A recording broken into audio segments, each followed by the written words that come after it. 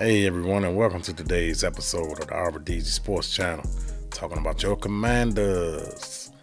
Hey, I want to send a special shout out to the guys that recently subscribed to my channel. It helps my channel grow. I appreciate you guys. You guys are the real MVP. I'm nothing without you guys. Please like, share, and subscribe. Thank you very much. I appreciate it. Now I want to get into today's topic. It's an article that I read.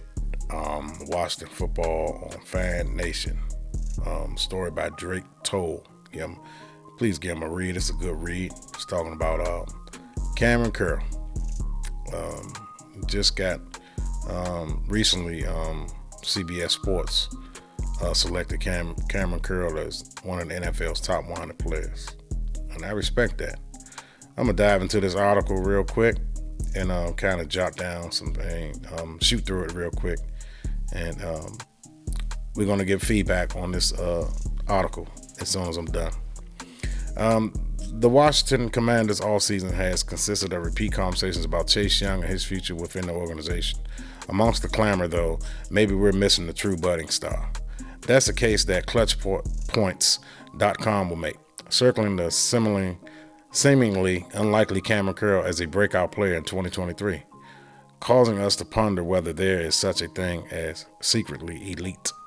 That's the name of the title, by the way, of the article. Kamren Curl, secretly elite for the Commanders defense. Okay, continuing. He captures the attention of both fans and analysts alike, the outlet said. With each game, Curl's impact on the field has grown. He leaves no doubt that he possesses the potential to become an indispensable linchpin in the Commanders' formidable defense. This isn't the only outlet to take notice of Curl's recent play. CBS Sports named Curl a top 100 player in the league. Who? Pay attention.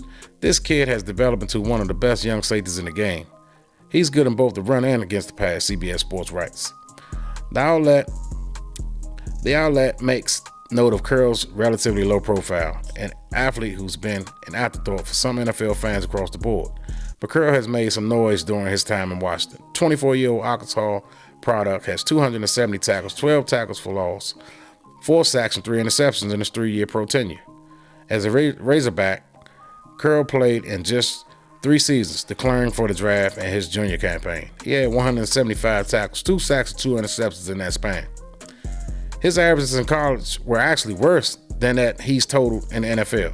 Since being drafted in the 7th round in 2020, Curl has risen to the occasion and become a defensive staple in Washington. Just one of 2 Commanders who made the CBS top 100 list. Curl ranks ahead of household names like Alvin Kamara, Dalvin Cook, Darius Slay, and Patrick Peterson. In case you were wondering, notable Dallas Cowboy names like Dak Prescott, Trayvon Diggs, and Tony Pollard were left off the list completely, falling short of Curl's star status. These recent honors promote Curl's elite ability, secretly elite ability, and put himself squarely in the conversation as one of the NFL's best young defenders. And I happen to total agree with this article. CBS Sports, you deserve a round of applause. And rightfully so. Kamren Curl has proven when he's not on the field, we are a different defense. We're not the same. It's not even close. We are not the same. For instance, Chase Young. Let me dive into that. Chase Young was out majority of the season, 90%, 95% of the season, right? Our defense was in the top 5. Top 10 in every category, statistical category, they was in the top 10. So now you got to decide who you want to pay. Do you want to pay Kamren Curl or do you want to pay Chase Young? That's a no-brainer. You need defensive ends, true. But if you got a defensive end who's not getting sacks and he just got a name that he's living off rookie season in the college and he suffered a terrible injury, and I wish his recovery the best, and I hope he go on to become the elite player like we want him to be. And I hope he be an elite player for us. But it goes back to what I just said about Kamren Curl. I don't know if that's likely because you're going to have to decide. And that's a tough decision for the general manager and Ron Rivera, Martin Mayhew, and Ron Rivera and the ownership. That's going to be a tough decision. And that's one that I'm glad I don't have to make. Preferably, I like both of those guys, but if I had to pick, because we didn't have a safety for all these years since Sean Taylor, I'll have to go safety this time because I can always find a pass rusher. Yeah, Chase Young was slated as a generational pass rusher. That is true. But he hasn't given us generational pass rushes since he's been here. And that was even when he was a rookie before the injury.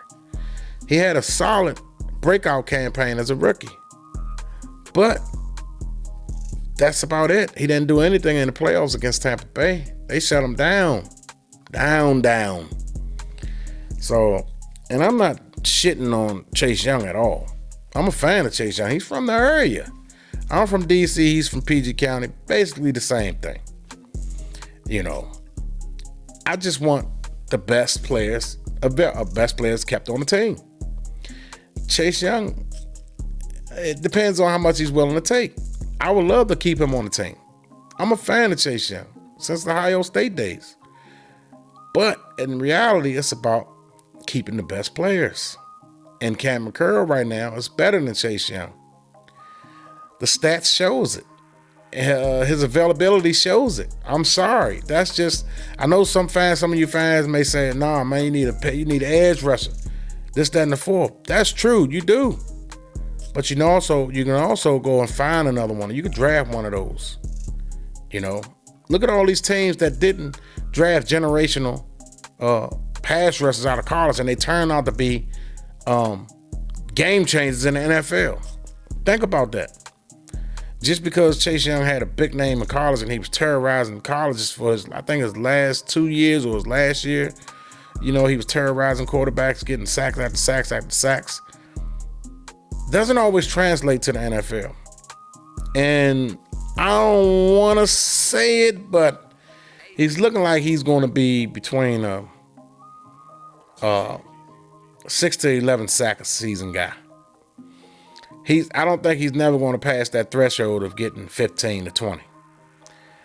Consistently averaging 13, 14, 15 sacks a game. I don't think he has that capabilities. Does he have the capabilities to get double digits? I think, 10 or 11, I think is be his highest number. But I don't think he gets you anything more than that. I'm just keeping it real. I'm sorry. But anyway, back to Kamren Curl. Kamren Curl, you know, my message to the Washington Commanders organization, pay the guy. Pay the man what he needs. You know, keep your core guys, the guys that's been productive. You know, this guy's proven he's productive. He's on 100 lists, the CBS Sports 100 list. You know, and you got guys like Dak Prescott, Trayvon Diggs, and Tony Pollard. They're not even on the list. So that tells you something. This guy's in an elite group. So pay him before somebody else take what we done developed.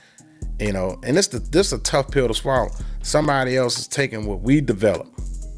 Normally it's the other way around. We taking what somebody else developed, then they come in for the bag and don't do shit. But we actually developed this guy, 7th round guy. Excuse my phone, a 7th round guy, and we turned him into an elite, you know, safety.